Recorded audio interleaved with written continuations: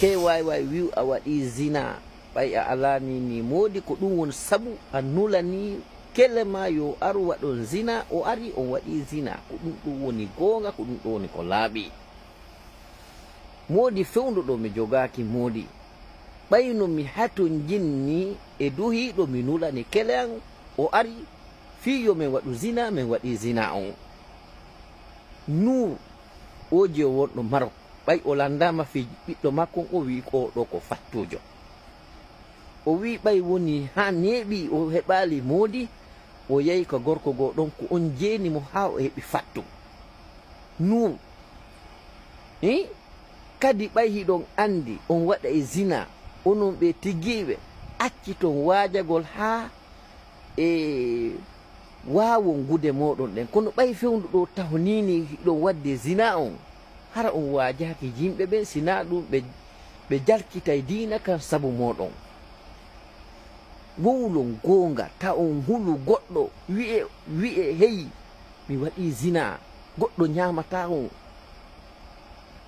jomumen no manti yimɓe wowloɓe gonga o wi kadi o naada yimɓe wowloɓe gonga aljanna mi addanoyon ayje ɗen yeeso yahe to jokkonmi o jomumen wonɗo France ɗo waɗo perique ko honɗum o wi vidéo makko on safala mi adda e ɗo jettoɗa o wi ɓay modi makko dogimo himo jogui ɗon nini sukago ko yahata o waɗa zina so tawi haaju makko yani fi zina kono noon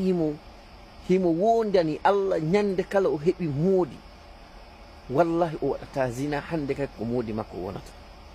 oɗo kadi o wowli gonga o wi wallahi ko honɗum woni mo waɗinde fewnduɗo oɗo zina ko paske o jogaki moodi simo marno nini moodi o waɗatano zina ɗum ɗo ko gonga ni jente Allah KYY yaafo ɗum miɗo andi noon Musa en kono ko gonga ni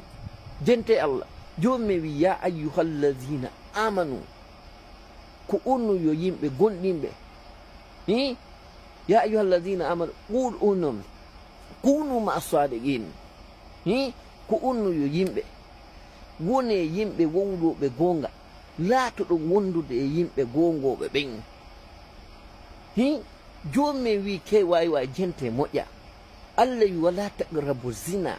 wotaw ɓatte jeeno innahu kana fa'isatan ɗum ko hunde bonde ko hunde ñiddude ni ko hunde soɓude si yehi ha a waɗi hunde ñiddude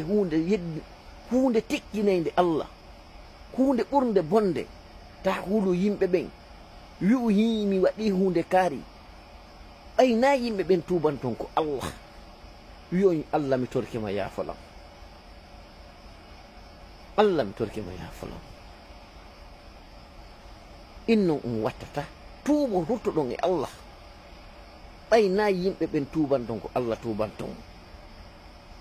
fami zina ko hunde harmude sellon ko wi'ete zina o nani